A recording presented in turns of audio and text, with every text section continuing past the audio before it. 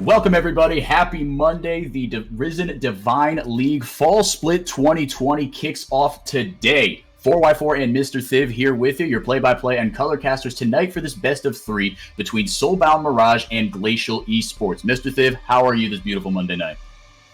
I'm doing well. I'm really excited. First cast here at Risen, first cast of the season, like you said. And I'm really excited to get into it. I'm excited that we get to be casting regular season best of threes. That's something awesome because I feel like best ofs are really how you can display your prowess as a team. Much better than in just a best of one setting. So yeah, I'm really excited, and we're gonna get into the pro draft here.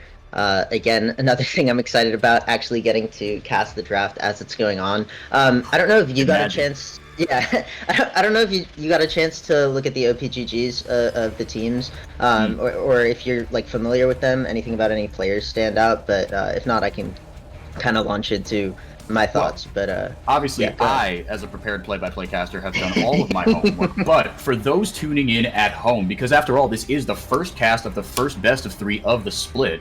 So why don't you give the good people a little primer on the two teams? Yeah. So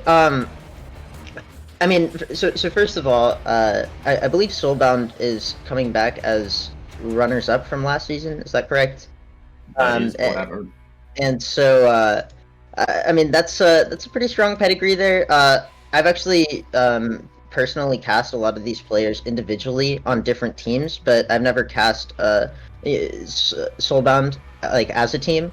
From what I know about the players, though, I'm expecting pretty aggressive drafts. And more of like a Lane Kingdom style, a Jungle Difference style of game. Faster paced.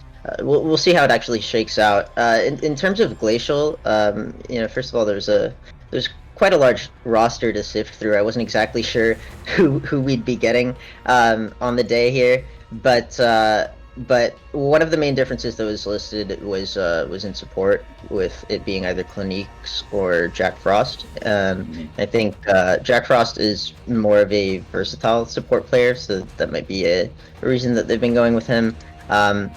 It seems like Cliniques is more of a straightforward enchanter player for the most part, whereas Jack Frost has a more versatile champion pool, including the engaged supports that are such a heavy priority right now. It's going to be Caitlyn let through. We've been seeing this more and more, or at least I've been seeing this more and more. It seems like teams are dropping the seemingly required Caitlyn tax on red side. Willing to either answer it with something like the Ashe or something like the Senna that's usually open, and just play because a lot of the time it's almost like calling out the bluff of an enemy team, saying that we don't think you've actually practiced with Caitlyn enough because you just assume that she's going to be banned every game. And she's such a different style. Like utility AD carries and weak side AD carries are such a prevalent part of the meta right now. And so if you pick any other priority AD carry like Ashe, Senna, or Jhin, or even like Ezreal going down the list, you're playing weak side usually with those kinds of picks. You're playing as a secondary carry. You're playing for the utility you have. As well with your kit with something like Ashe or Senna, and so I don't know.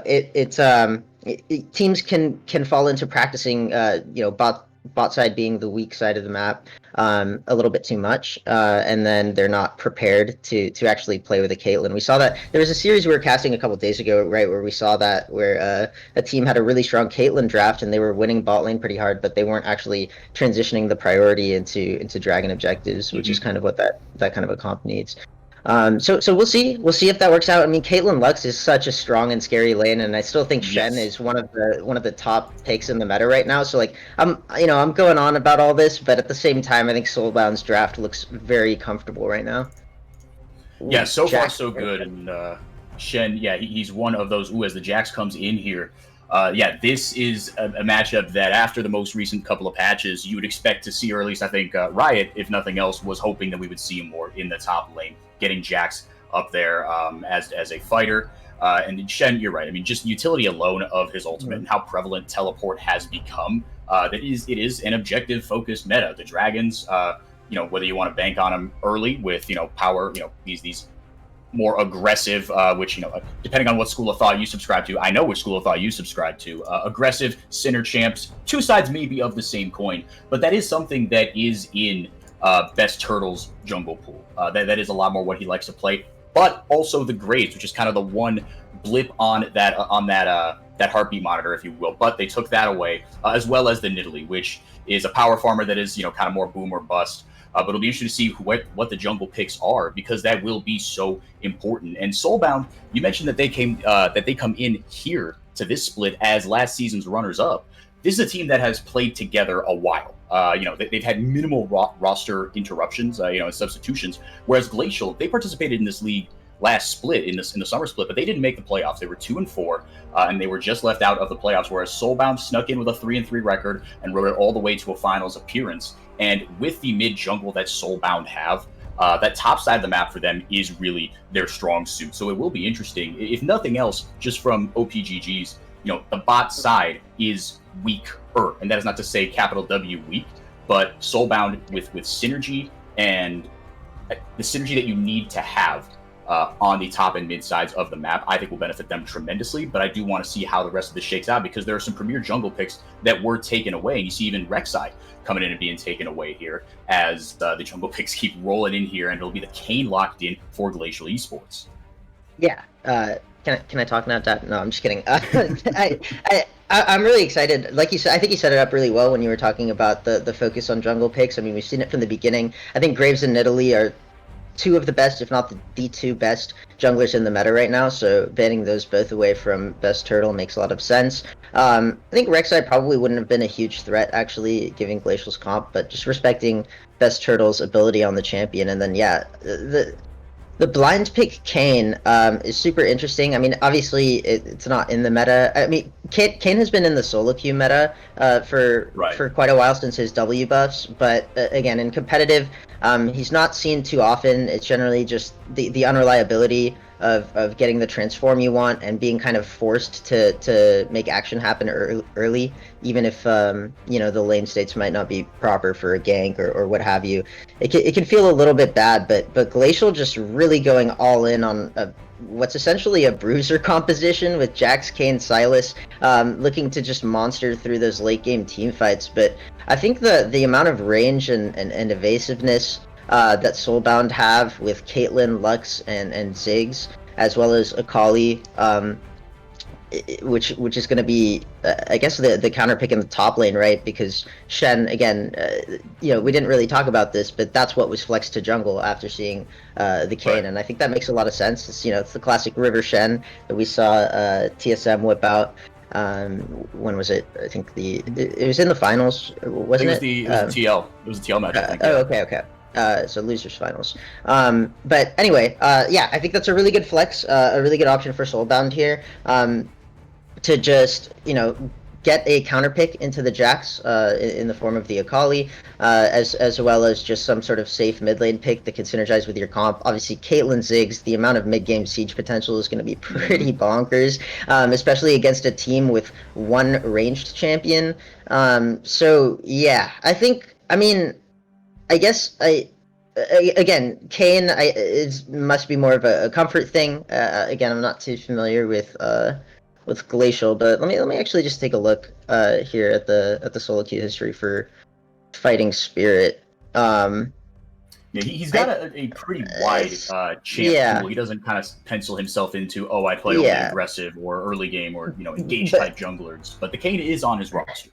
Yeah, but I was more looking for, is he like a Kayn one trick or something? Because if not, I think blind picking Kayn here when there's so many, I don't know. I guess maybe you feel pinched because the Olaf and Hecarim are more the style that your team plays. I mean, given the Kayn pick and the Bruisers pick, I could see that. Right.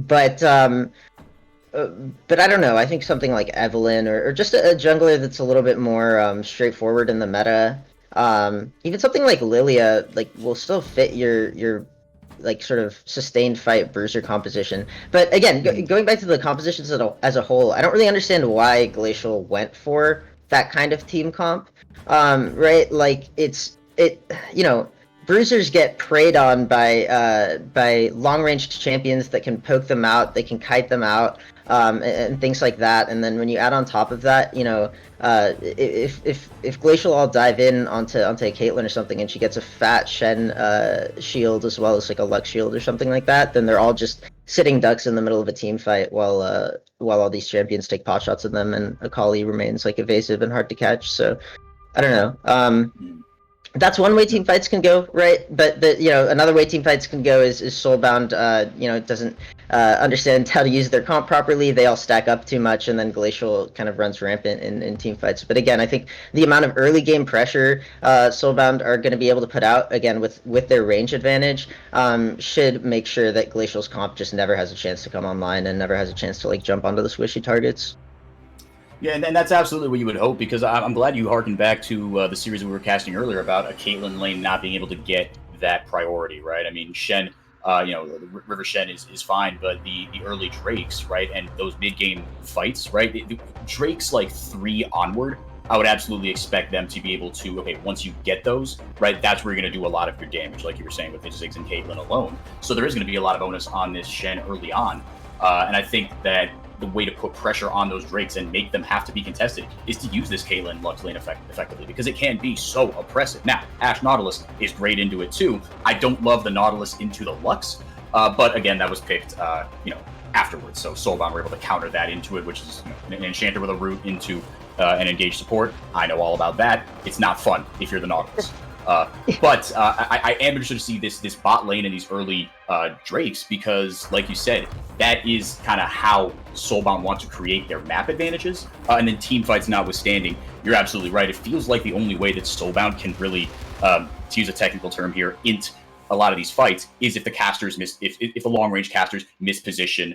You know, if Akali gets picked off, because she can get into, you know, that back line and get to the Ashe. Now Nautilus can peel. You know, Jax can wreak some havoc here, but yeah, to me it just seems like Glacial's comp is a little more, I don't have a word for it, because it just doesn't seem like the puzzle pieces all fit, for lack of a better term, right? Yeah, well, so I think, to put it better, I think that, well, the puzzle pieces do fit. Like, you can see what kind of a comp this is. It just doesn't, like, it just doesn't make sense, right?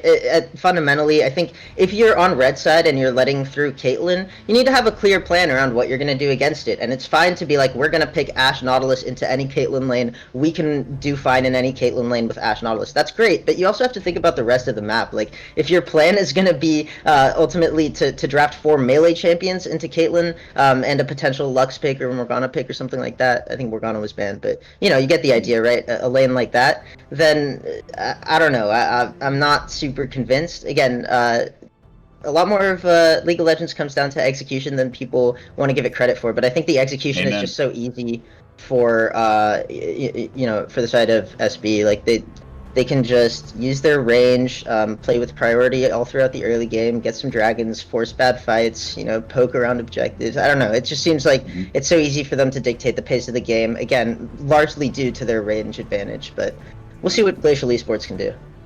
A lot of ways in, but at the end of the day, like you said, Mr. David, it's down to execution. Soulbound and Glacial, 2 returners. Soulbound looking to defend their runner-up status as the Risen Divine League kicks off for the fall 2020 split. Don't you go anywhere. We'll be right back with Game 1.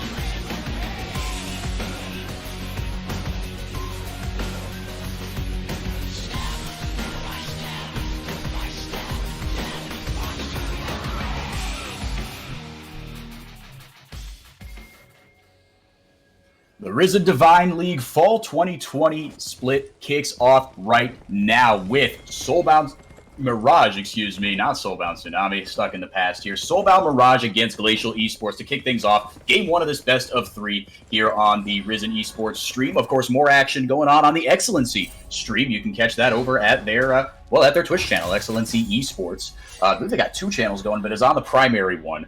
But we are happy you are here with us. I am 4x4, your color caster today for this best of 3, along with Mr. Thiv on color. Happy to have you here with us. Mr. Thiv, I something that I was thinking about in as we transition here from the draft into the actual client is the onus that is going to be on Best Turtle on the River Shen, because, you know, there is not a lot in the way of peel. There's a lot in the way of counter engage for a lot of these squishy long range carries, which, you know, range is absolutely an advantage that this comp has.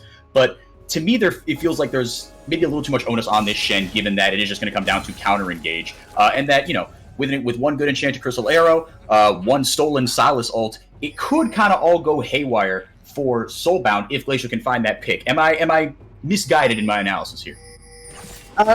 I mean, obviously you're not wrong in how Glacial can find advantages in this game. It's going to come from the pick potential of the Ash Arrow combined with the Nautilus Chain CC, or a creative Silas ult steal. But I think when we're talking about onus, we're probably looking more at Glacial Esports, in my opinion. With the comp that they've drafted, there is an onus on one of these melee carries to get relatively ahead in the early game to compensate for the kind of assumed lack of prior they're going to be having in the mid and bot lane early on. As big chunk top lane, actually. That was a massive trade for Johnny Rockets there.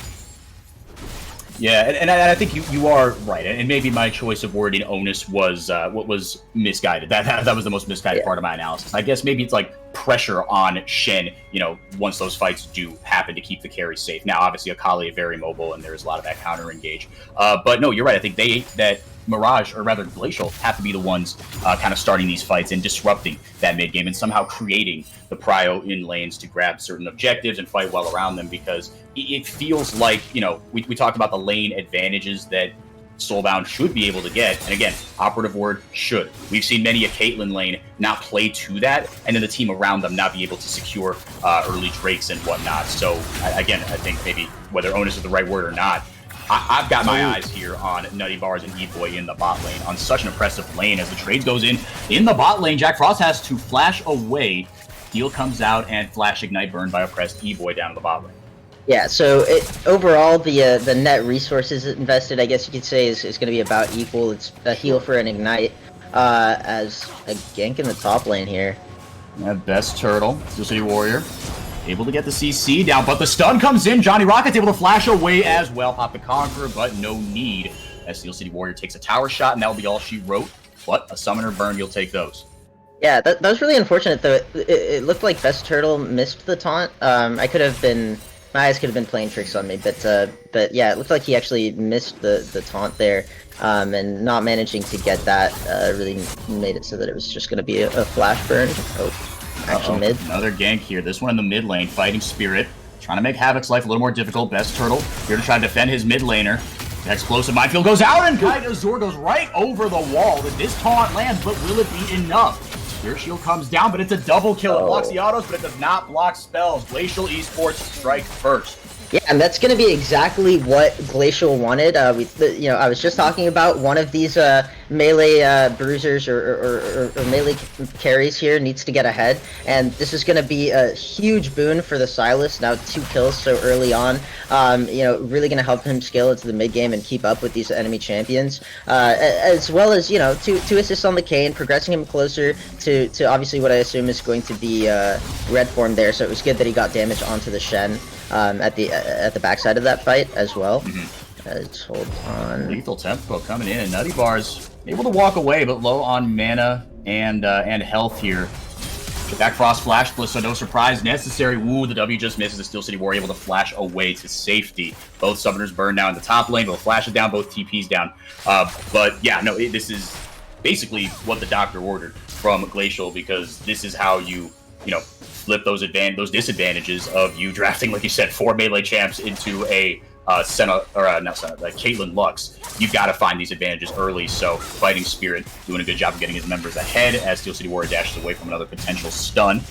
Smoke screen goes down. Dive Jack set Frost up low here. Yep. Oh, Best Turtle maybe gave away it a little bit. The shield comes out. Jack Frost able to get the root off, but it is not enough. And now Lama Lala, as the Q misses from a press E-Boy. And Best Turtle's got to be careful. Flashes away and able to withstand one tower shot to view another kill for the bot lane. They answer right back. Yeah, definitely, and that's going to feel really nice for the Caitlyn and the Lux, using their pressure to get that tower dive going. Shen's still only level 3 at that point, but he knows he's not going to be keeping up even close to the Kanan farm. Hold on, that's just a solo kill. Yeah. I'm not sure what Steel City Warrior was really thinking that he could be doing there. Yeah, I mean, but cooldowns are, I guess, something you play around into a Jax lane, but even at the early levels, they're pretty short, right? You take any sort of extended trade, you've got to count on the fact that another Counter-Strike and another stun are going to hit you, especially with that Conqueror.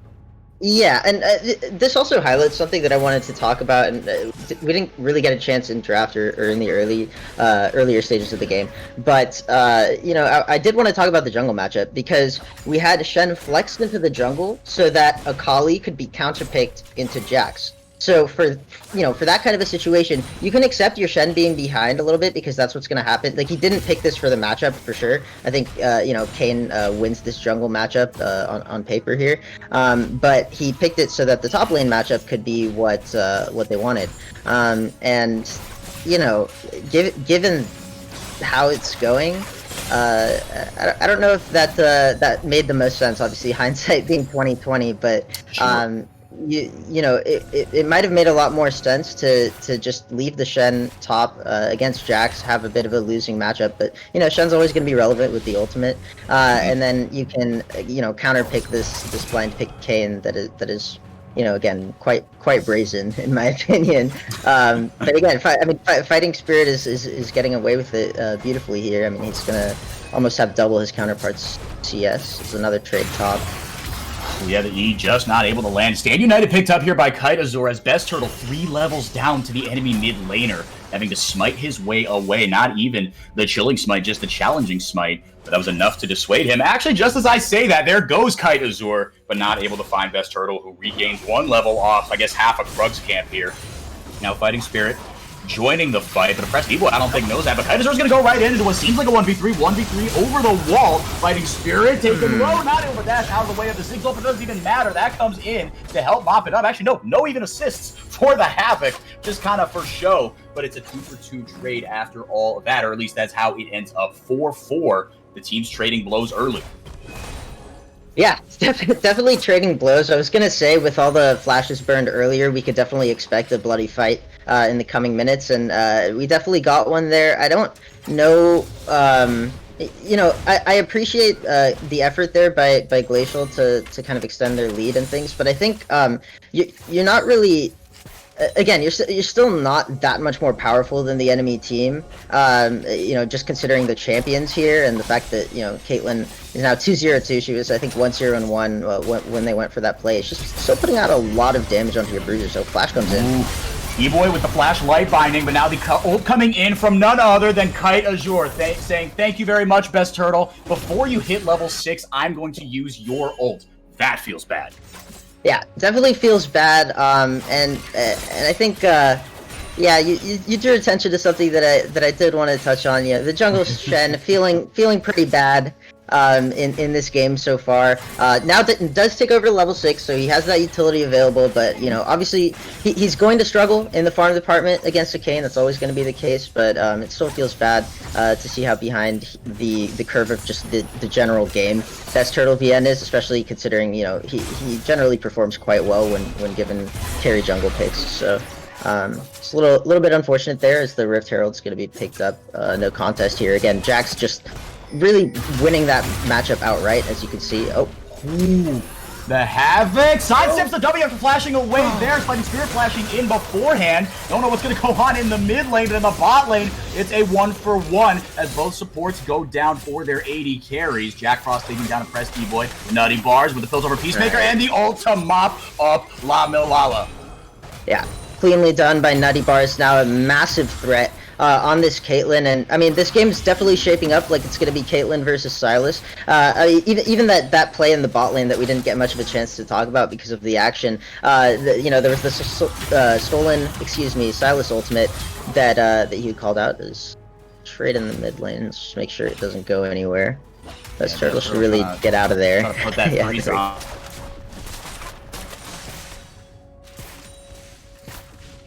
In the early stages of the game, where we're calling for Kaiser to really come up with some creative Sylas ultis, use the Shen ult well, and things like that. And I think he came up with a really nice ultimate to turn the play in the bot lane as the arrow goes wide. And E-Boy trying to use the defensive light binding here and is able to get away. He just wanted the prio here, the setup for Vision in the river. A Herald taken before the first dragon. That early game advantage here for Fighting Spirit and company was used to get kills, but now finally they're going to try to morph it into that first Drake. It is an Infernal Drake. Extra damage is going to feel nice early on. And otherwise, I mean, yeah, you see every other lane is kind of going as predicted, I guess, except for, like you said, it does feel like it's going to be Caitlyn versus Sylas, but you got to give credit to the Havoc, right, on this Ziggs. Like you said, it's a very safe pick, right, that's drafted in the bot lane because when you compare it with a roaming support like a Bard or a Nautilus or something, because he can just hang back and just free farm as the gold comes, you know, pouring into his mouth in the form of those minions. Might see a contest here. Nutty Bars and Impressed E-Boy getting their wards blinded, able to secure the Drake, I should say, as meanwhile, the ult comes out from the Havoc and takes down Jack Frost. Small price to pay. Your support goes down, you secure the first Drake. That is A-okay. Yeah, definitely going to feel fine, especially considering that, like I was saying earlier, I think that, you know, given the draft, it really should be Soulbound Mirage that are picking up these early dragons. But again, better play in the early game coming out of Glacial Esports is going to find them that Drake. But yeah, I actually really liked the coordination of all the global ultis and just, you know, raw damage to try and burst out the dragon. It was surprisingly well timed together. I think there was only a small window in there for Lamalala to actually pick up the last hit on the Ashe. I think the smite was a little off from Fighting Spirit as well. So you know, it was a good try to go for the steal afterwards, but now we're going to see the mid lane further pressured. I definitely think this is the right choice here. Get that money onto, you know, mainly the Sylas. Obviously, it's nice that Kane gets it, but he's already ahead of his jungle counterpart. It's not a huge deal. Oh. Yeah, Jack Frost just got, like, almost all his health taken away. Now the Havoc, finally the first friendly, if you will, Shen ult of the game as Bestro coming in to help out his mid laner. Kaitazor healing up to almost half health. The taunt comes out, final spark not going to be enough. Kaitazor just able to dash out of the way, flashes the emote saying, nah, nah, boo boo, you can't catch me. He's getting a little bit of backup here as his mid tier 1 tower is now under siege here. With the help of Nutty Bars and Ziggs, you talk about this mid-game siege potential, this is when we're going to start to see it. And you got to credit there as a good Shen ult. Didn't turn into a kill, but it turned into a little bit of counter pressure there as a TP comes down. Steel City Warrior in some trouble here, able to get the kill, but Kaitazor should be able to mop it up. Nice flash by Steel City Warrior. GLP goes out. We think Kaitazor should be able to catch him, and yes, indeed, he does. Yeah, for a second, my I had a bit of a flutter in my chest there as the GLP went wide, and I was like, is he actually going to get away with it? But yeah, like you said, Kaitis are able to teleport in and mop up the cleanup. But you know, that's a nice you know, almost moral victory or mental victory, if nothing else, for Steel City Warrior. I think that, I mean, again, he's been losing a matchup that he was given the counter pick in, so it's nice to get a solo kill back and be like, hey, you know, it was a really close fight. Like, I don't think, you know, I'm sure he was not confident towards the end of that there, but he managed to pull it out, and so that's going to feel really nice. Again, now the gold lead sort of firmly in the pockets of Soulbound here. Again, this is how we were expecting the mid game to go. We saw that siege on the mid tower go how we were expecting it to go as well. Although, again, I think that the snowball should probably be a bit bigger given these two compositions. So I do want to credit Glacial Esports' ability to keep up in the early game, constantly looking for plays, you know, making like proactive things happen of their own. Top laners moving to the other side of the map. Can Johnny Rocket secure the revenge kill? That is a resounding no from Pittsburgh's finest, Steel City Warrior, with another solo kill onto Johnny Rockets. Yeah, now I guess we're finally seeing why he actually opted into the matchup there, able to just kind of dance around the Jax, get the damage off, and not much that Jax can do when you're in Shroud as long as you don't intentionally walk into his Counter-Strike.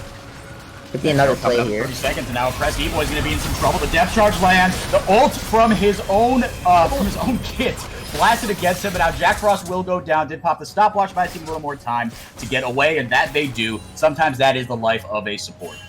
Indeed, and like, you know, there's game, like when you pick Nautilus, you have to be expecting the game to go like this, where you're going to be 1-4, and it's going to look like you're, you know, by far just the biggest inter on your team. But it's more of just, there are situations where you got to be the one to take the burden. You know, Sport's going to be first to go, especially on something like Nautilus. Hold that thought.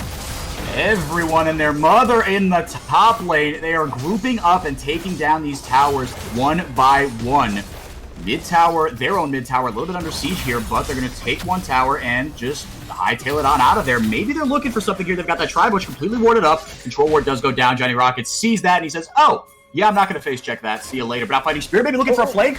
Ooh, but on every half-decent attempted flank can sometimes just blow up right in your face. But Johnny Rockets showing up there. Light Binding goes out. Decent damage there from a pressed E-Boy. He's picked up that Athenes.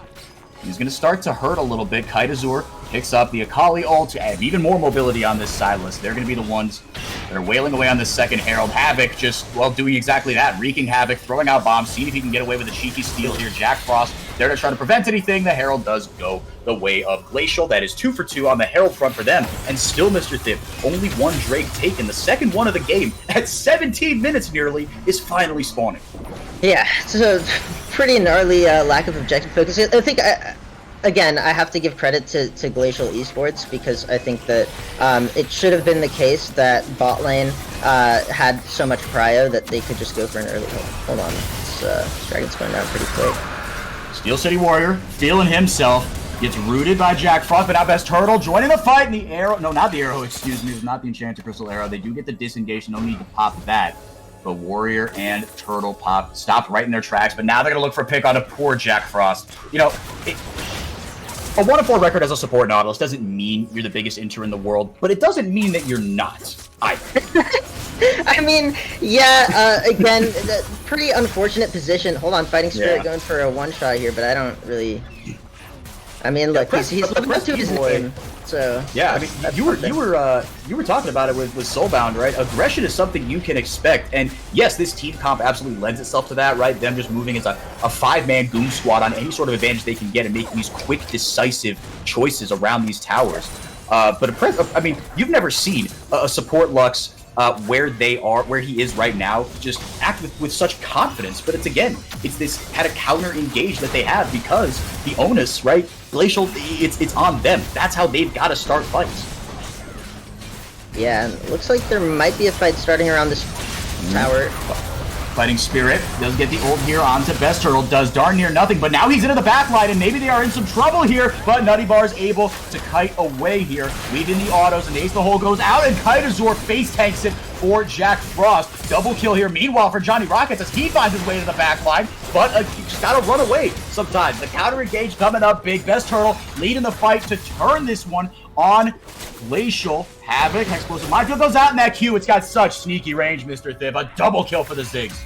Yeah, and that fight is a perfect microcosm of what I wanted to talk about in the game anyway, which is that, you know, for all we've been praising Glacial Esports for kind of holding on and denying for a little bit in the early game what this Caitlyn Ziggs comp wants to do, you know, from about minute 15 onwards, we've seen, you know, we've seen Soulbound do exactly what they were supposed to, right? They went to each tier 1 tower and sieged it down with Caitlyn Ziggs.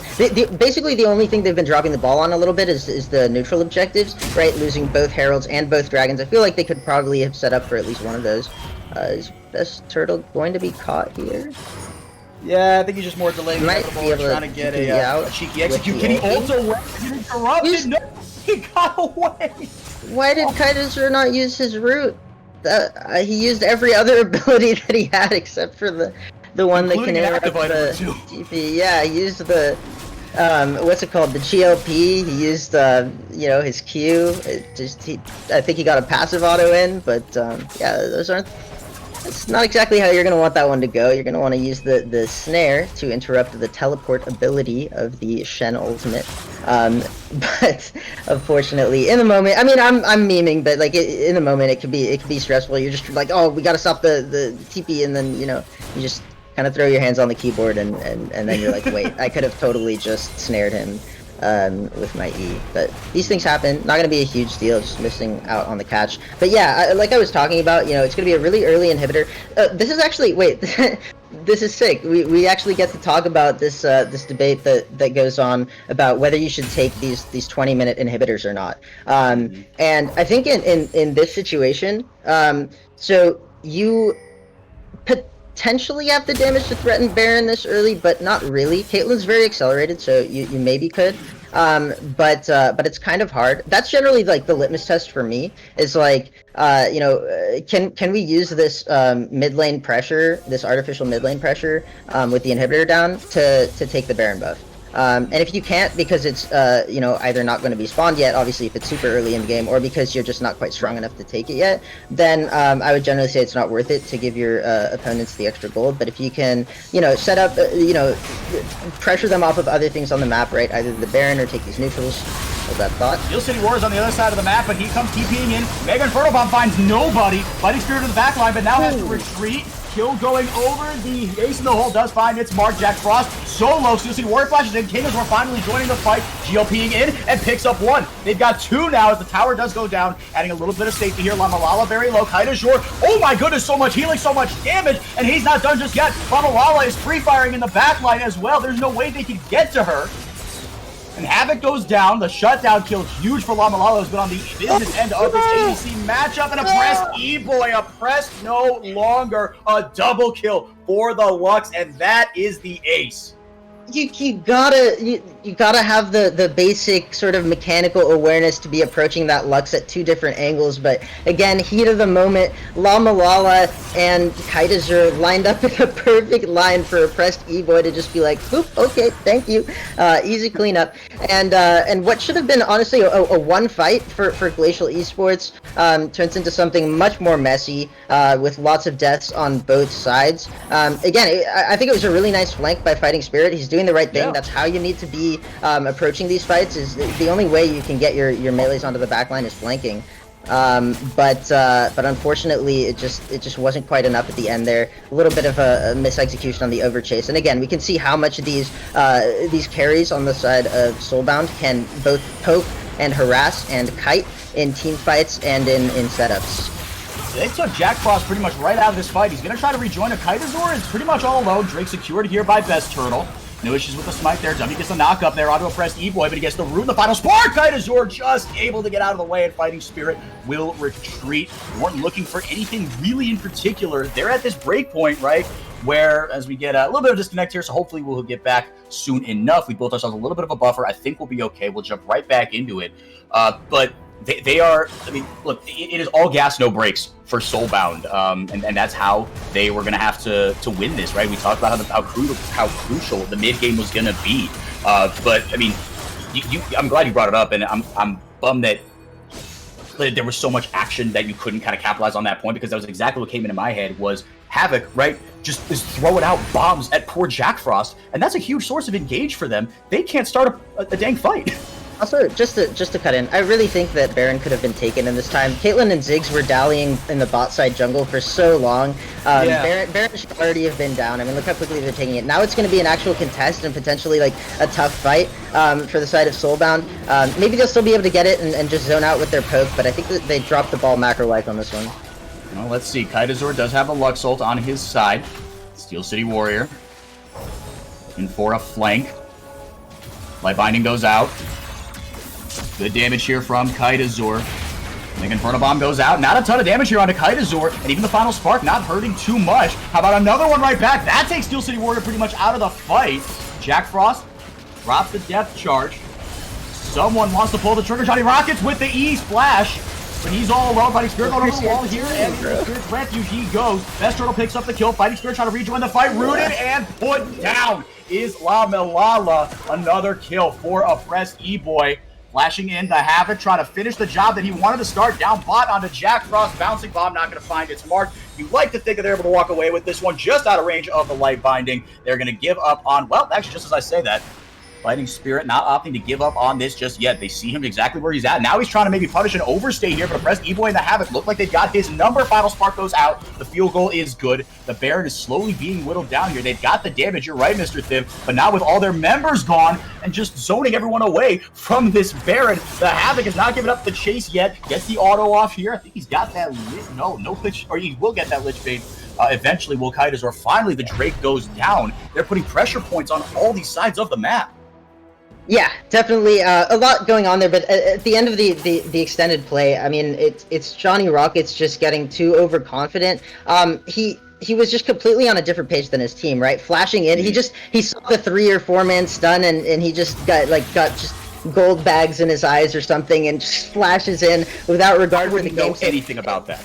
Yeah, you've never done that, and you've never entered my solo queue game. I mean, what? So anyway, no, he really intelligent. Yeah, you definitely are reserved in your engages. No, but Johnny Rockets was not, right? He really got overconfident there, and his entire team had been poked out to like half health. He's gonna, here's another overstay by Johnny Rockets. But yeah, while this is going on, just talking about that fight previously again, he really just had no team to back him up. Not only were they not in position to follow up on his flash, but they were all super low. They had just been chunked out by, a Ziggs ultimate, a Lux ultimate, the skill shots from those champions. And again, despite the heavy amount of MR on the Silas, Kaitasur was still at like 30% health before the fight even started, right? Sure, he would have been dead if he didn't have these MR items, but instead, it's effectively the same thing. You're losing the fight either way because you're just you don't have the health bars to contest. And Johnny Rocket's not really respecting that and kind of getting caught. And it's Glacial Esports with their backs against the wall. Again, I can't say I'm super surprised with these 2 drafts. I thought Glacial Esports would have to do something pretty special with their draft to win this one. Let's see if they could do something special here. It seems like they started out that way. Now, New City Warrior trying to buy his team some time under the Shroud, gets the ult in from Best Turtle, and he's going to mop up a kill, but he does go down eventually. It's a 1-for-1 right now. Johnny Rockets looking for a little bit more of a conservative engage. It looks like they might be able to pull the trigger, but the stuns are too much. Oppressed E-Boy rooting everybody in place. Inferno Rocket comes out. Oppressed E-Boy able to live through that one. The damage from his teammates just too much. Who's supporting who in that bot lane pair? Everyone putting in the right amount of work here. This comp went exactly how we thought. These backline carries create mobility for themselves. A pretty clean victory front to back here, at least it should be, barring a miracle from a Glacial. It's a 4v3, but Oppressed E-Boy is very low. Nutty Bars is absolutely chunking everyone in his path. Kills over Peacemaker, not going to find his mark in the back line, though. Able to pick up a kill is Kaitas onto Oppressed E-Boy, but speaking of kiting, that's exactly what they're going to do to him as he tries to do the same to them. They're just playing with their food at this point. It is snap padding time. TP comes in, Fighting Spirit might get a shot here, but they're going to take him down. Soulbound Mirage take game 1. And like you said, at the end of the day, a pretty clean and easy one. I thought Glacial, again, like I said, put up more of a fight in the early game than maybe I expected given the drafts, so definitely props to them. They had some good moves and things, but at the end of the day, I just don't think they had the tools to contest, and it was really well piloted from around that 15-minute mark onwards to get the Caitlyn Ziggs snowball going for Soulbound, and then just never let off the pressure. Again, this is also why I like the River Shen or the Jungle Shen being picked into Kayn, despite the individual matchup not being great. He's just, you have a Shen on your team, right? Like he's Shen. He's such a strong champion in the meta right now. That ultimate is insane, especially when you have a comp like this where the enemy team is looking to come into you. You have all the tools to kite, and you just need to be able to delay and kite for longer. The Shen ultimate shield on low health targets can just totally deny some of these divers like Silas and things. So yeah, overall, well drafted and well played from Soulbound. We'll have to see what Glacial can come up with in game 2. Yeah, we'll see. I mean, Soulbound playing with a lot of confidence, as they always do. But you brought up that Shen point. Yeah, I mean, he by himself provides so much utility, and it looked like that was almost coming back to, like you said, that individual matchup didn't look good for Soulbound initially. It really was. It was the Kayn just bossing that matchup, and you got to give a lot of credit there to Silas in just getting all over the map. But again, it was with that Shen ult, and afterwards Soulbound made quick macro decisions. They did a great job despite giving up those first 4 objectives. They were taking tower after tower. Let's see how the picks and bans shift here. Any final thoughts here hopes you want to see from either side before we head into game 2? Just, not drafting 4 melees into what is effectively a mid-game poke comp. That would be a solid start. I think that we can work from there, but yeah, again, I think Glacial Esports came in with an interesting plan for sure, and leaving the Caitlyn open and trying a creative draft against it. But I think they need to take their lessons learned, maybe steer a bit closer towards the meta as well. And yeah, I'm not sure. Do you know who has side selection for this next game? The blue side just shifts. So Soulbound got blue side first game, it's just so blue side it will switch. get red Sorry, next. got it. I probably should have known that. But then anyway, so I think on blue side, Glacial. Again, I don't know too much about how they draft, but given what the kind of comp they tried to do here, cohesive deathball comps like this are usually easier to draft on blue side. So again, if that's a way that they just like stylistically want to play the game, I think they can definitely get that. I don't think we'll be seeing Caitlyn go through to them. I expect Soulbound to be banning that, like the respectful red side players that they are. But we'll see how it goes. I'm excited. Looking forward to it as well. We'll see whether Soulbound can put the 2-0 on and send everybody home early here, or if Glacial want to take this to a game 3. Don't go anywhere. We'll be right back.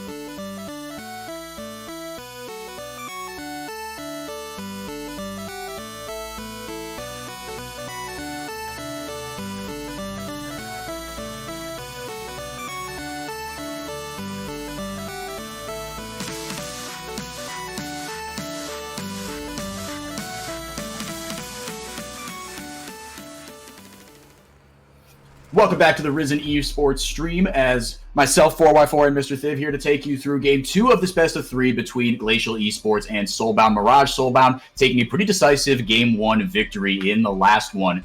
And if momentum is anything to go by, I mean, this is a team that plays with a lot of confidence as is, but they've got yet more to go with here. You were talking about off-screen a workable red side set of bans by Glacial when they were on the red side, and they've just taken those and transferred them right to the blue side so far in the Graves and the Nidalee 1-2.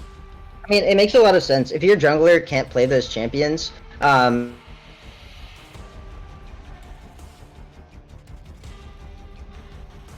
pick Graves, or at least that's the sort of accepted convention in the meta right now.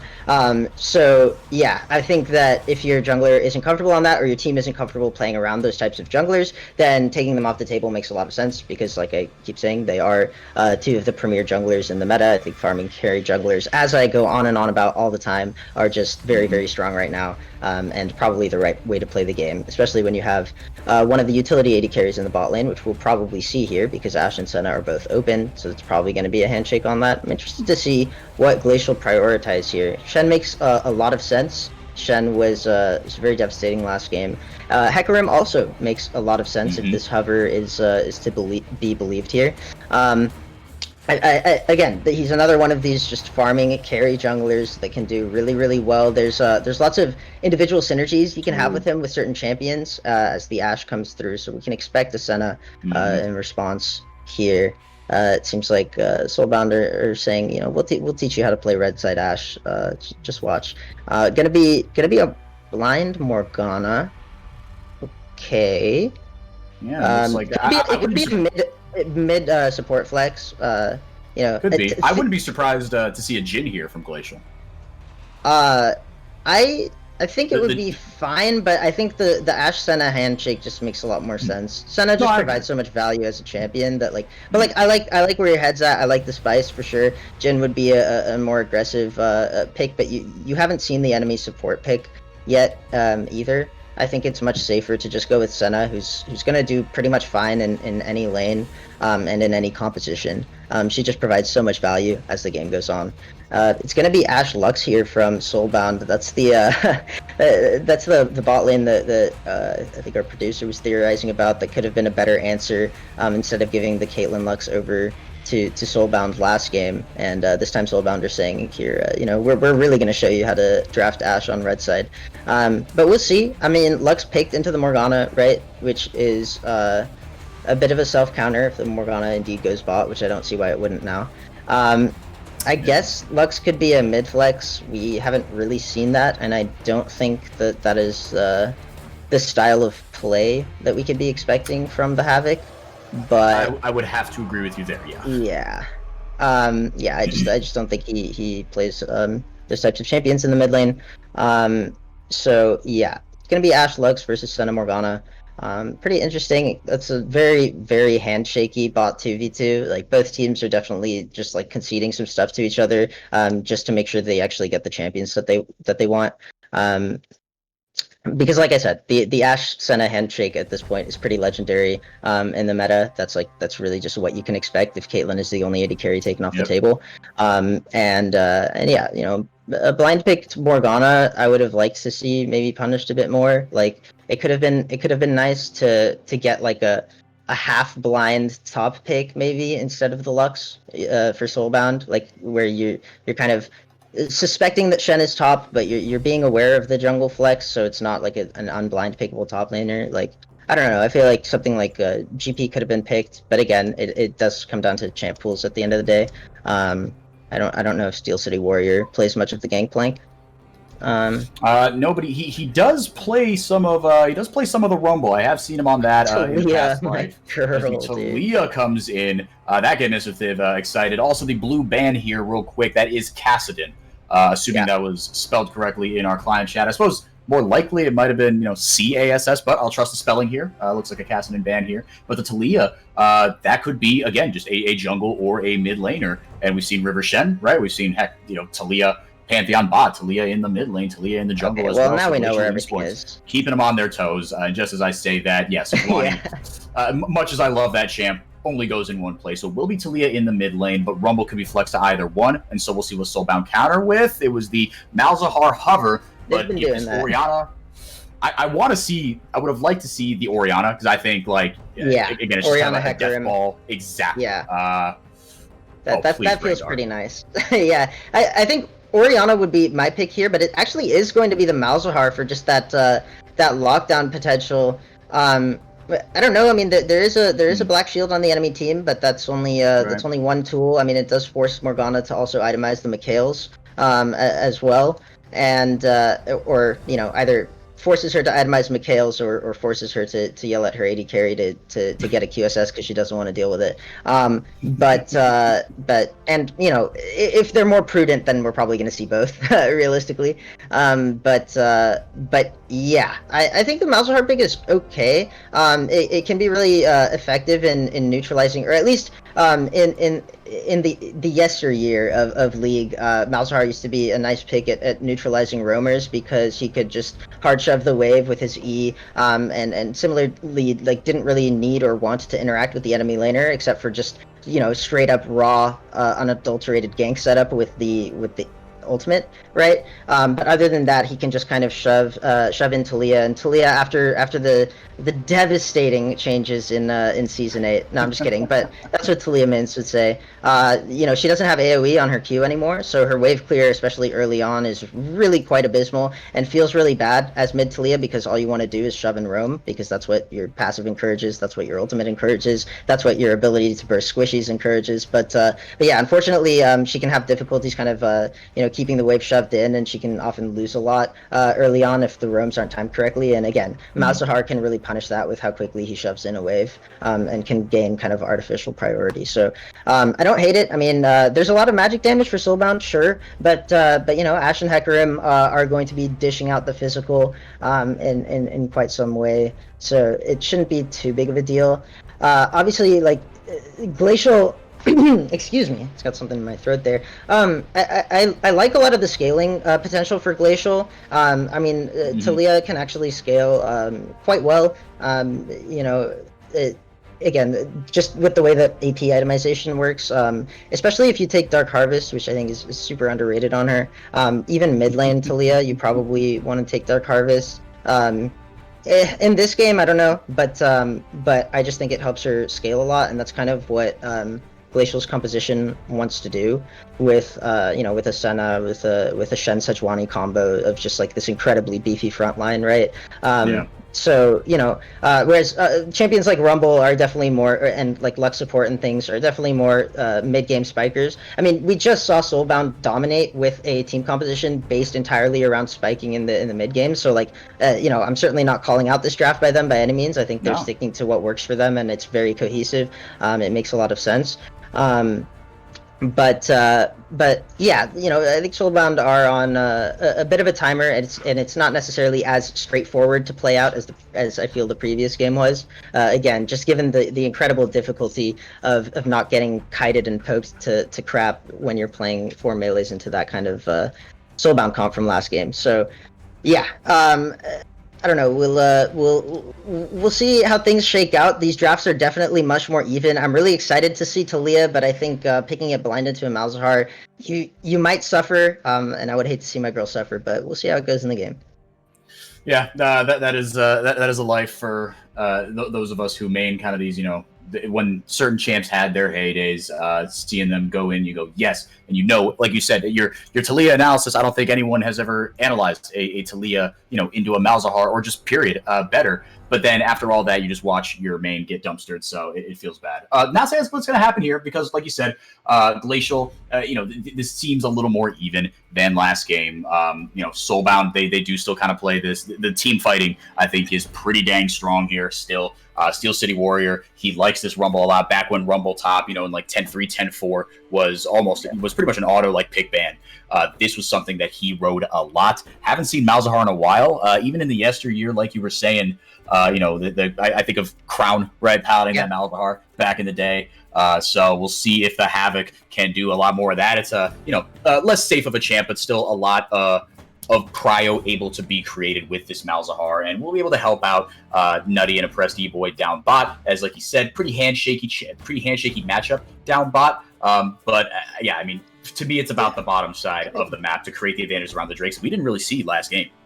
Yeah, it's definitely going to be Talia trying to pressure that bot side because again she loves squishies, but Talia again, this is a mid lane Talia. She can just as easily roam to top, and there's actually some pretty good setup there. Shen Sejuani is two melee champions stacking Sejuani's stun. You can chain that into an E from the Shen, into a WE combo from the Talia, and that is a dead rumble no matter what, pretty much. Unless he Zanya's the very first instance of CC or stopwatches it, he's just going to be chain CC'd and dead. So I think that I definitely agree with you in the bot lane being a major focus for both of these teams, especially. I would guess that Hecarim's actually going to be looking down there quite a bit, but I think there's some potential for this Talia specifically to actually pressure both side lanes. Again, Malzahar is designed, or the Malzahar pick's intent is that she doesn't get to do that, but I think Kaiser has been playing really well. I mean, I thought he performed excellently on the Sylas in game 1. He was definitely the sort of like shining point of his team, despite the loss. So maybe he can get something going here on the Talia and actually be able to impact those side lanes and get his laners ahead. I don't know.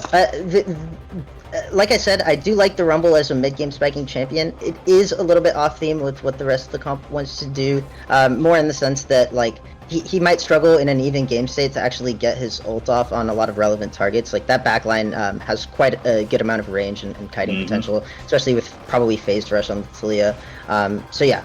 Again, we'll see how it plays out. A lot more even drafts, in my opinion, than in the first game. I still think Soulbound has the tools they need to execute on the way they've been playing, but Glacial has had really good objective control, and maybe they can snowball that into a win. We'll see game 2 coming at you when we come back between Soulbound and Glacial. Don't go anywhere.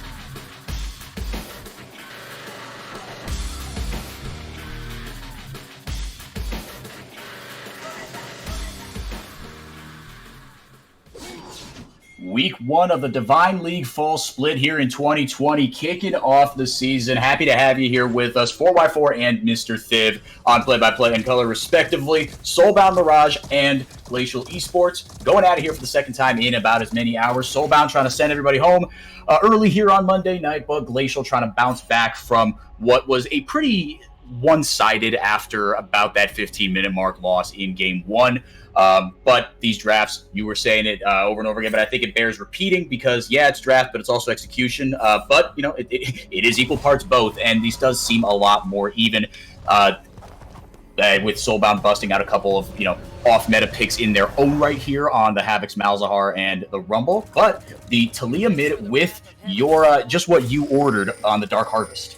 Yeah, definitely excited about that one, and I'll talk a little bit more about the rune choices there in a moment. But yeah, I mean, you say off meta. I think Rumble is always on the fringes of the meta at least, and yeah, Malzahar.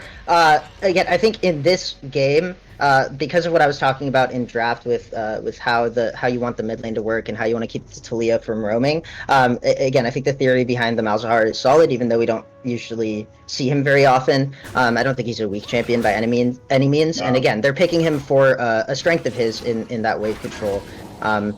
But again, I think Kai'Desir has been playing really well, both in and out of lane. And so it's highly possible that he can just get the better of the Havoc, but like, a queue like that isn't going to start it off how you want. Bit of a rough one there, but you know he's just setting up the worked ground for the cheap harass. You know, don't worry about it. There you go. As binding going to land, but not going to lead to too much damage. Obviously, Senna being Senna is it's not the strongest early game damage outputter, and neither is a level 1 Morgana. So. This bot lane will probably really, you know, we'll really start to see action around it in the next like minute or two, around level 3s for the bot lane, around you know, more conventional jungle gank timings. But getting back to the mid, actually, hold that thought. Yeah, the level 2 was hit here, and Jack Frost has to flash away as the Ignite comes down. In the next couple of minutes, well, the next minute is included in that as Kai'Desir has to back away into the enemy jungle here. Waiting for some help, not gonna get it. First blood over to Best Turtle on the Hecarim. Not sure what he's doing up there.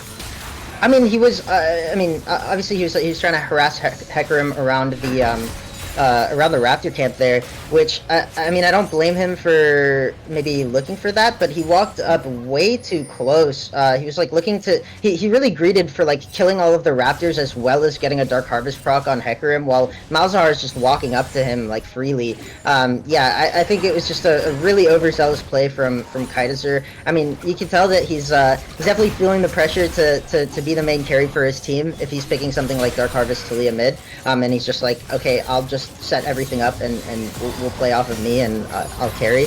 And so I get that, but that's not the way to start out a game like that. You gotta be a little bit more level-headed in your decision making, even if you want to be the primary carry for this team. And I really think again that in this draft Taliyah is that. She's definitely the sort of Taliyah and Sejuani are kind of the glue that is supposed to get this late game focused team comp to the late game. With good roams, good pressure, and things like that. But Best Turtle gonna catch Kai'Desir again. Yep, gets him right into the Havoc's range. Can find the Q, but gets the immune off here as Kai'Desir are able to get them off himself. But that's about it here. Dragon's still up in a minute, so no kind of direct consequence to be taken as far as neutral objectives and whatnot. But Best Turtle, he hasn't cashed in that 1 kill yet, but he's sitting on the most gold of anybody here, about 1,200 to be exact here. And so you can bet that once he wraps up these wolves, I imagine he'll take a quick reset, but this is that break point here where you've got to make the decision whether you recall or just start setting up immediately. But they did get the Scuttle, which will certainly help. Yeah, Scuttle priority going to help a lot in sort of unlocking the Hecarim, allowing him to move freely, take up his camps where he wants to, do the path that he wants to, without worry of the Drake being taken unawares. Because again, even though the Senna and Morgana seem to have the sort of vision control in that bot side river for now, Scuttle's going to help a lot with that. Gank in the top side though. Yeah, talk about these that strength of that top side gang by Spirit and Johnny Rocket. But we've got action on the other side real quick here. Dark Binding lands on a Nutty Bars, or rather onto a Pressed E-Boy, excuse me. Reader's Volley coming in. Johnny Rockets has to dash away on the Shen. The TPA skin and the Steel City Warrior will go down. Kaitazor gets up there in a hurry. The Havoc coming up as well. Doesn't find the Q. Flashes away, and these stacks are going to come up quick. Mr. If it's a double kill for Kaitazor. Back to the bot lane we go. We might not be done with the action just yet. Lamalala able to get a Q off. And Pressed E-Boy just continuing right where he left off here, and they are coming at the Morgana from 2 angles.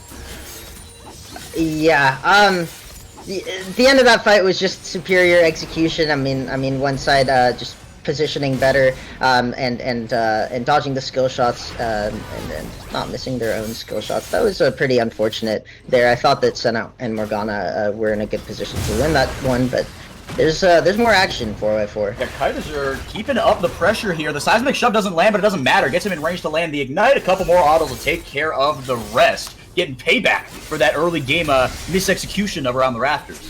Yeah, and this is exactly what I was talking about towards the start of the game, right? This top side is actually very, very threatening for this poor old Rumble, and even if Hecarim decides to show his face, right? Because again, you have Talia, Sejuani, Shen. Sejuani and Shen will never die, and will chain you down with CC so hard, and the Talia can just free fire on you, get those Dark Harvest stacks, get those easy Q procs, and obviously get the WE combo with CC setup. So I really like what I'm seeing here. I think this comp was built to pressure top, and they're definitely able to do that here. Yeah, you saw what they were able to do in the first kind of iteration here. The Unsealed Spellbook taken by the Havoc. Burn the TP, but now running with Barrier. Kaitazor will have his flashback up here. He isn't taking TP. Again, just more kind of credence to what you were saying about Kaitazor wanting to be this main carry, right? He knows that he's got to make these kills fall into his own pocket here. Fighting Spirit doing kind of what we thought, though. She hasn't shown her face, she being Sejuani, hasn't really shown her face bot, and Best Turtle hasn't really shown it either, although you were kind of mentioning it in draft, but also, just about like Scuttle Prio kind of unlocking the Hecarim to go bot should he want to. Dark Binding going to go, or rather, the last Embrace gets onto a Pressed E-Boy, but that is again just for the disengage. Hawkshot going out as well, as it seems like more attention is starting to be paid to this dragon. Yeah, hopefully some attention can be paid to the dragon. These are definitely the latest. Oh, this line's not going super well for that Rumble, but yeah, these are definitely the latest dragon takes that I've seen. Both of these teams a lot more concerned about getting kills and making plays around the map, which isn't the worst thing. But the dragons are incredibly powerful in the meta, and you should be wanting to accelerate yourself to assault. Fight top. So Fighting Spirit right off of Johnny Rockets. Equalizer goes down, and the Dark, or rather the Sentinel, not really going to do much. The Stun lands here. Steel City Warrior so low, overheating, no problem. The ult comes in. Johnny Rockets able to save the King Azure there. Pressed E-Boy and Nutty Bars have hit 6, and Lamalala has as well. But wow, yeah, this top side of the map, it's where it's been happening. Yeah, and that was some great value out of the global ultimates there, both from Lamalala on the Senna ultimate, managing to pick up a kill, get shields onto 2, and get damage onto another enemy member as well. It was really nice to set that up, and then, yeah, obviously the Shen ulti totally bailing out Kaitazor there. That was a massive shield. Again, the shield scaling with how much health you're missing, right? So, or how much health the target is missing, so a super low Talia is going to... Wow. Optimally timed. A place to pause it. Yeah, I was going to say, Best Turtle for the second game in a row, having some connection issues here, but Fighting Spirit, yeah, living up to the name, throws out the ultimate, and it's a 3v2 down bot that, see when it continues. If it goes on any, too much longer here, we'll throw it to a break. Wouldn't want to have Joe be stressing here behind us, pulling all the strings, but we will get the unpause here, so I think we'll be okay. Flashing in for the follow-up. A lot of damage coming in, but Lamalala gets melted. Nutty Bars was right in the backline saying, all right, fine. I'm just going to take down your special carry now. Press E-Boy. Nice Black Shield. Fighting Spirit going right into the fight, but will be taken down as Best Turtle finally joins the fight, and it looks like at long last we'll be able to get this dragon. I mean, that was pretty haphazard and miscoordinated there, but you got to feel for the fact that the pause happened right around that time, so probably did give a little bit of a moment. Again, there's nothing like unsportsmanlike about this. It's just part of the game, but probably did give a bit of a moment for the reaction to be more crisp for the side of Soulbound there, and they managed to capitalize on it with a really nice counter gank from Hecarim, as well as that. Send him up. Kaidajur says thank you for ulting me last time around, and here, how about a kill for you? A lot of flash burn there from Johnny Rockets, but the misery up top for Steel City Warrior on this rumble continues. Yeah, and it's gonna feel like that again. I had a couple question marks in my head about the rumble when it came through in the pro draft, but I thought maybe it could work.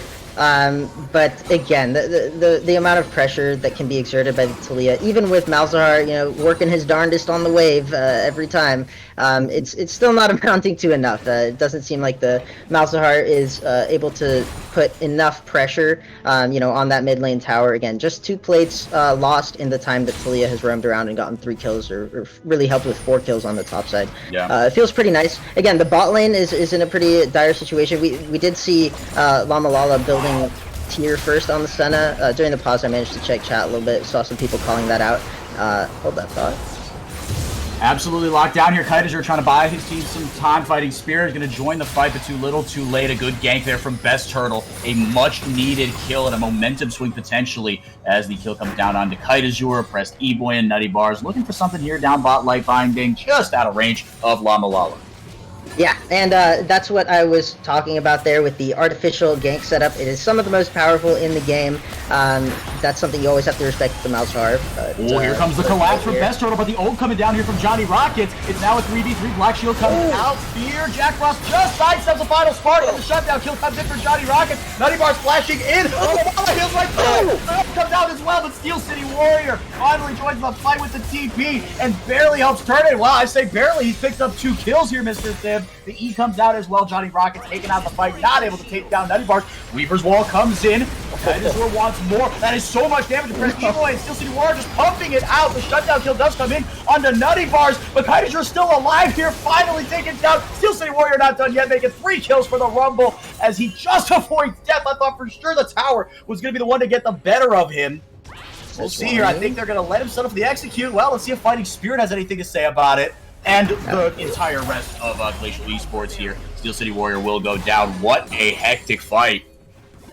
Oh, that was really hectic. I don't even know if I got an accurate assessment of who kind of wins out on that. I mean, I guess at the end of the day, it's got to be Glacial Esports because they're the first ones to this dragon, and they should hopefully be able to pick this one up with Lux still in the process of resetting. Although Kaidajur isn't here and he doesn't have ultimate, it's gonna take a second. I don't think we'll see a contest. Instead, just gonna punish the Shen.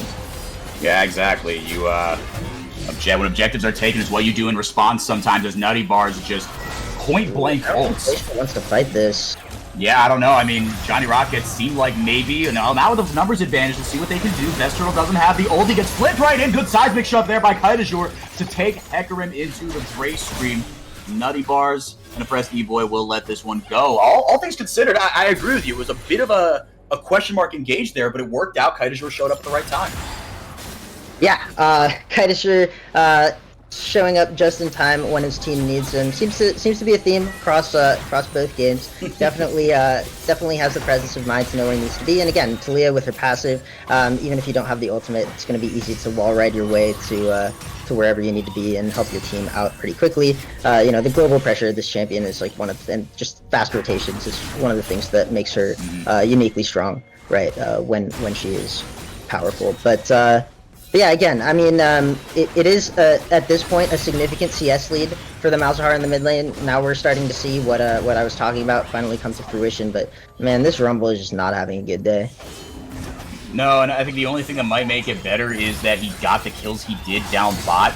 But it still feels rough because he has yet to complete an item, right? The Leanders is going to feel really nice when it does come into the Sejuani and the Shen. But right now he's just sitting on the Haunting guys and some bits and bobs here. And Johnny Rockets has been looking really, really good on this Shen. 3-1-3 in his own right. Couple of really good ults from him as well.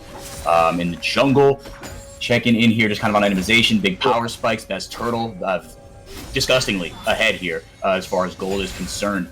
But yeah, Kaidajur just looking to be that roamer and that setter-upper with the GLP and the map presence that he's been able to exert. Yeah, sorry. I have to clear my throat for a moment there, but I also want to draw attention to the bot lane. There's a pretty big diffy and the biffy going on. You know, it's not even a technical term. Oh, Best Turtle able to get up here. The Enchanted Crystal Arrow gonna find literally no one. I don't know how that happened. Just wiggled its way through the team there. Kite Azure takes the Weaver's Wall out here, looking to pinch Best Turtle for the Havoc. Creates some pressure here, and now he's got some help. Nutty and Oppressed E-Boy join the fight. Final Spark goes out on this Lux through a game and a half. Best Turtle rejoining the fight, and he's got the ult just in time. Gets too fierce, splits up the team. Johnny Rockets has to flash away from Trouble Fighting Spirit. I think might die for his teammate. Nope, Spirit's Refuge comes down, but he's just too slow. The volley comes out, and Nutty Bars picks up the kill, and they get a Herald out of it to boot. Oh man, what an incredible disaster for Glacial. You know how I always tell you how second Herald is just an insane bait, or any Herald after the 14-minute mark? Yeah, well, we can see why. It takes that many people from Glacial Esports that long to do the objective, while the enemy team can get a perfect surround on you. Hecarim managing to even smite away the objective, so you don't even get the Herald at the end of the day. You lose the fight because of the positioning it puts you in. Again, you know, looking at this fight from the perspective of, okay, but what if they had gotten the Herald? It's still clearly not worth it, right? You're gonna get like maybe one turret out of that Herald versus an entire lost team fight's worth of gold, you know, over to the enemy team, as well as whatever they do with the map pressure afterwards. Rumble is still weak. Kaiser might be able to do something, but that was also just an incredibly misplayed fight from Kaiser. I think that, you know, when we praise him, we got to be willing to give the other side, and like that was just, I think that he wanted to initially take the Weaver's Wall away from the enemy team while also cordoning them off in the river, and potentially being able to cut off Hecarim himself. But he didn't reactivate for whatever reason. He decided to hang around. Then he also didn't activate the wall, so he trapped himself and Fighting Spirit with all the members of the enemy team kind of rushing up river towards them, and just then he just gets obviously Malzahar ulted and completely one-shot. So a pretty unfortunate fight there for Kaiser, but again, I think it just it was the whole team, you know, making the decision to go for that Herald when they really didn't have the time for it, and they get punished to the maximum here. And then the indecision there, right? I mean, like you said, whether it was the lack of reactivation of the Weaver's Wall, just not being willing to jump on the members of Soulbound as they rushed up here. Ult coming in on a Johnny Rockets. Silence is not enough. Johnny Rockets on this Shen. Phase? No phase rush. He's got the Unsealed Spellbook. I thought that's what he had on this mid later, but Johnny Rockets just solo killing here. And now Steel City Warrior will go down, throws out the Equalizer. Jack Frost with a good stopwatch. He goes down. Best Turtle, can he mop it up? This went from bad to worse. Oh, able to size up the Enchanted Crystal Arrow here as the ult comes in now. Johnny Rockets on all sides of the map, wreaking havoc. Now kiting away. Kite Azure joining the fight. Is it as timely as last time? Nutty Bar flashes away from the threat of volley, but Kite Azure flashes right in towards him. In the Spirit's Refuge, he goes and gets a kill there onto Best Turtle, but Oppressed E-Boy picks up the kill onto Kite Azure. The root goes out. Oppressed E-Boy looking to disengage. Nutty throws out a volley to boot here. Malala with the E-Flash Q and the root as well. Oppressed E-Boy finds not enough with that ultimate, but the fight keeps on going. A couple TPs coming in here. The Havoc in, and Steel City Warrior as well. And Soulbound, another fight that they managed to artificially extend and hard punish Glacial for the second time in as many fights. Yeah, it looks like, I don't know, desperation from Glacial, even though I don't think before that point they were in such a desperate state of the game. They don't even really need to feel pressure to be like, you know, hard forcing these dragons or anything, because again, I feel that Glacial's team composition does outscale. You just need to give it time, and so giving a few dragons away, you already got the first one, and again, in this series, dragons have not been taken on cooldown by any means, so like, I don't know, I don't think you need to worry about it so much that you throw the whole game away. Again, they thought they saw a good fight, and it could have been. I think there were also just, again, critical mechanical errors that we've been seeing. Like, I just think that Glacial in a lot of these fights, across both games, but especially in this game too, are just, you know, having the worst fingers, you know, if I could use that expression, right? They're just being mechanically outplayed. Their decision making in team fights is worse. Like, I think, you know, again, I don't want to put a spotlight on Kaiser, but obviously, like, I play a lot of Tlia, so my eyes are a bit drawn to that, and it is a linchpin of how this team comp is supposed to work. And I think that you know, he again just had a bit of a misexecution where, you know, he went for a W onto the Ashe. That's right. You want to burst the backline down. Ashe flashes the W. That's fine. And he has a Q channeling. He flashed his Q into Ashe when there was only one rock left to throw. You know, you want to out. Yeah, it's exactly. A much better Weaver's Wall here. It's a W on a Nutty Bar. A lot of shielding coming in as well. Another Shen ult. They keep him alive, and they're able to take down one, make it two. Shutdown kill for Lamalala. Best Turtle going in, but where's his backup? Nowhere is the right answer here, and he's able to just... he's able to survive, but just burn the ult kind of for nothing. They're still going to be able to do some damage onto this tower wave, kind of in an awkward spot, but they're helping clear it. They should be able to put enough pressure here. Best Turtle, meanwhile, looking for the collapse. Again, these artificially extended fights for Soulbound. Let's see what they can do with it. Havoc has his ult, suppresses right onto Fighting Spirit, gets out of it. Now Best Turtle doesn't have his ult, but might not need it. Takes Hydra right into the back line and picks up the kill there. Dawning Shadow goes out, has to flash away. This is just disengage, capital D, for Glacial yet again. Soulbound. This is how they're winning these fights. Again, I hate to beat a dead horse here, but I've never seen a team just win these skirmishes off these just artificially extended fights as often as Soulbound are right now. It's also the fact that you have a Malzahar who just isn't being respected by the enemy team whatsoever. Let's do a QSS count. Let's do a QSS count as well, real quick. Yeah, okay, so, you know, what do you expect when Malzahar comes galloping in at you with Home Guards from DP or whatever, or Ghost from Spellbook or something, and Hecarim's galloping in at you from the other direction at the speed of light? Like, you know, you're gonna get absolutely one-shot in the duration of the Malzahar ult with you know, these squishy champions like Senna or Morgana or Talia. It doesn't matter. You're not gonna be able to layer the Shen shield. I mean, it was down in that case, obviously, anyway, but you're not gonna be able to layer it to save you or anything. Again, going back to the beginning of that play, it's actually a great play from Kaiser to get things started with a really nice Talia ulti mid. But then, again, I mean, better teamfight decision-making, right? Better discipline from Soulbound. That fight had a couple of moments where it could have been disengaged and Glacial wanted to keep going, just kind of really walking into the enemy TPs.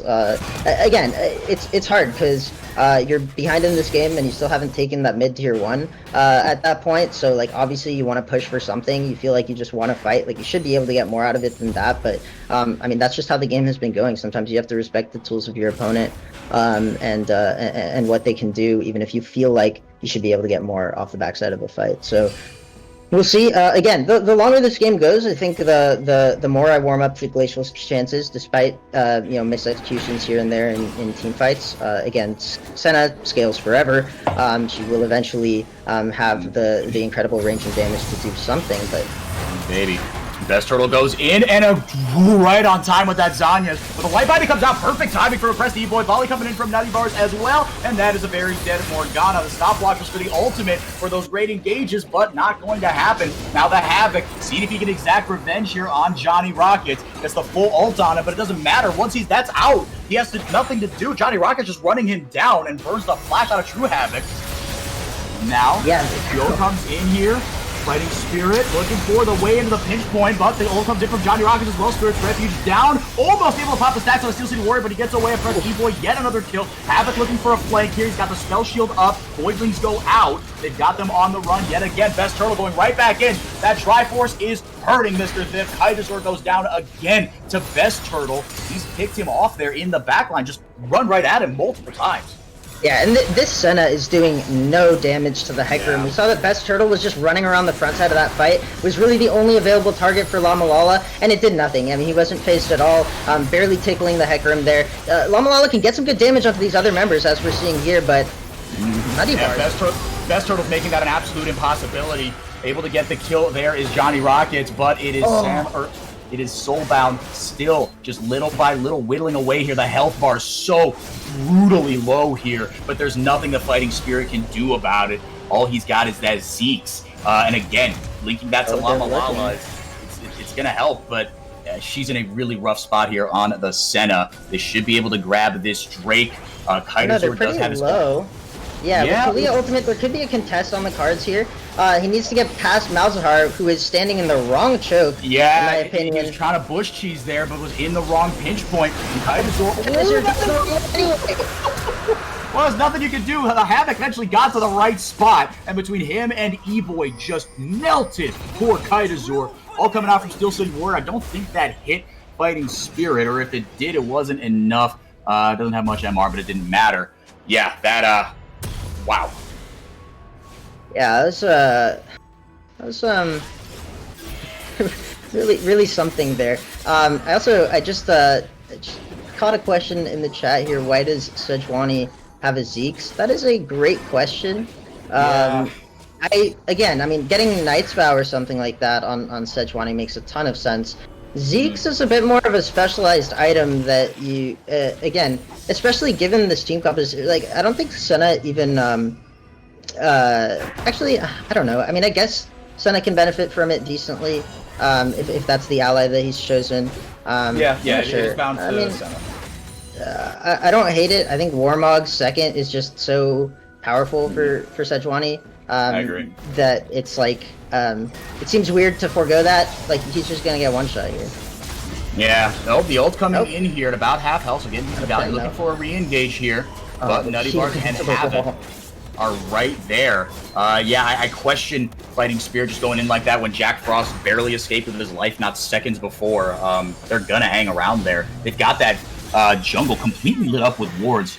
Jack Frost, ooh, good sidestep there from Nutty. The mechanics, look, you talked about Mr. Thiv, the better fingers are definitely on Soulbound's side, or so it has seemed. Onslaught of Shadows going in. Oh, so much CC. Lava can do absolutely nothing about it. Ult goes wide from Fighting Spirit. That was their only shot at getting a pick here, and it does absolutely nothing. Best Turtle doing what he does best, knocking around Jack Frost. Kite du jour out of his range this time, but it's just a matter of time. TPing it onto the Void Link. Jack Frost taking low, has to pop the stopwatch. Fighting Spirit gonna get dropped eventually here. I mean, yeah, that lack of Warmogs really hurts. They get another pick here. They get the inhib, and they're going to move right over to Baron. Yep, and it's just looking too easy at this point in the team fight for the side of Soulbound. They can kind of just do whatever they want. You know, the only pressure point that there was consistently throughout this game, because again, I think Kaiser has been up and down, and at the end of the day, he's now sitting on 6 and 8 and not having too much impact compared to the Malzahar. But you know, the only pressure point for Glacial was the Shen in the top lane, and that's just not enough. I mean, Rumble was kept down a little bit, but there's more than enough teamfight damage, more than enough other sources of magic damage in this composition to still carry through that powerful mid game with the Lux, with the Malzahar setting up the Hecarim, and again, you know, Rumble ulti is always going to be valuable once you have a Leandries and some of that flat pen and things like that. So yeah, I think just going in a pretty unfortunate direction here for Glacial Esports. I think again that, I mean, we're getting to the point where, like, yeah, they scale better, but at this point the gold lead is so much that that with how the item disparities are going to be for pretty much the rest of the game, like that theoretical land of where they scale better is looking almost unattainable, you know. Yep, as we always like to say, scaling is a relative term, and that break point seems to have they seem to have gone over that crest here, doing what they do best here. Soulbound, I mean, just running rampant in the opposing jungle. We got the Baron buff, taking the pressure into the side lane. Steel City Warrior and the Havoc might be looking to do something. A lot of CC and a decent seismic shove on a Steel City Warrior. Lamalala joining the fight, but can't do a ton here. Nutty Bars taking Johnny Rockets right off that tower. And I gotta call out again. Okay, I'm sorry, Kaiser. You're playing really well, and you're a really good player. Again, though, he's not waiting for the CC before going for the Talia W. That's such a hard skill shot to land raw. And you have set up with Morgana bindings to hold that thought. The game might just be over. Yeah, this might be the end here. A little bit about JV Deathball Cop coming in. They get the CC from Best Turtle. The ults come in from Rumble and Lux layered on top of it. Best Turtle.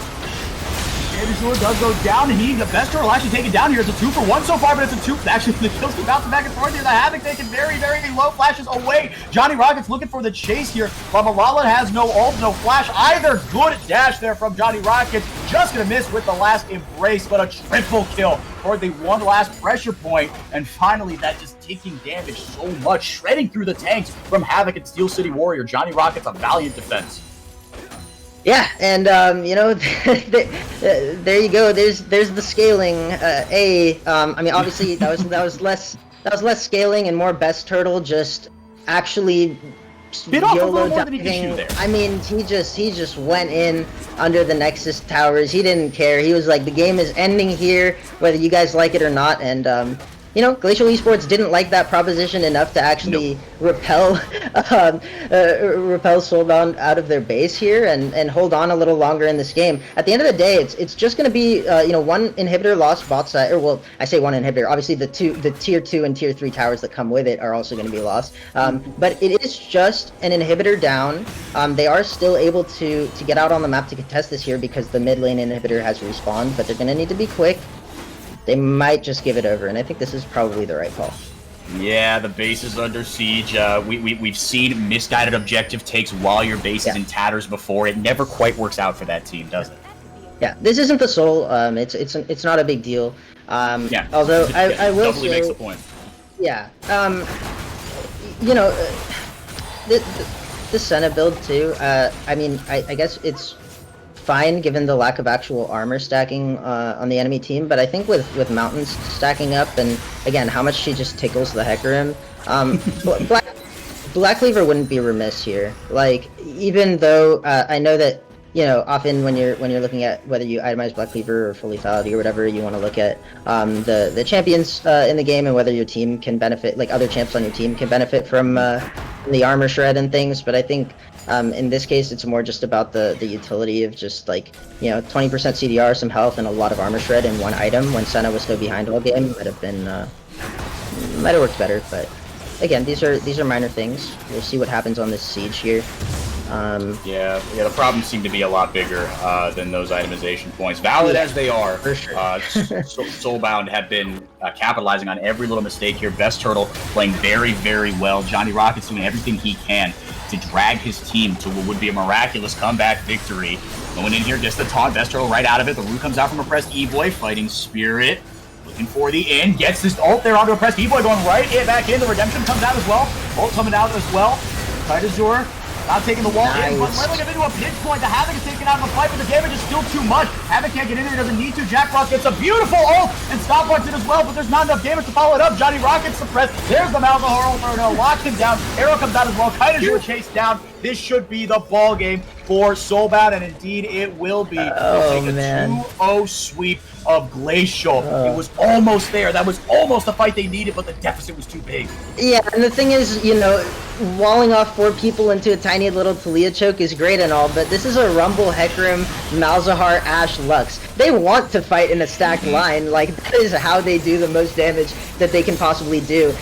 Getting all of that AoE, all of those burns onto multiple champions, the Runons as well for the Ashe. So, yeah, at the end of the day, I think crisper drafting and crisper gameplay, just overall coming out from Soulbound. I think that's, if you want to put it in a sentence, that's what we can say. I think Glacial definitely showed some good signs in some areas. I don't think they're a team to be counted out by any means, but I think they definitely need to work on some fundamentals. And for once, when I say fundamentals, I'm not really talking about macro setup for like objectives and vision control and stuff, which again is part of it, but I'm more talking about like team fighting fundamentals and just their synergy and mechanics when they're actually executing in those skirmishes, because I think that combined with some lackluster laning left some stuff to be desired. And again, I think Soulbound took full advantage of that.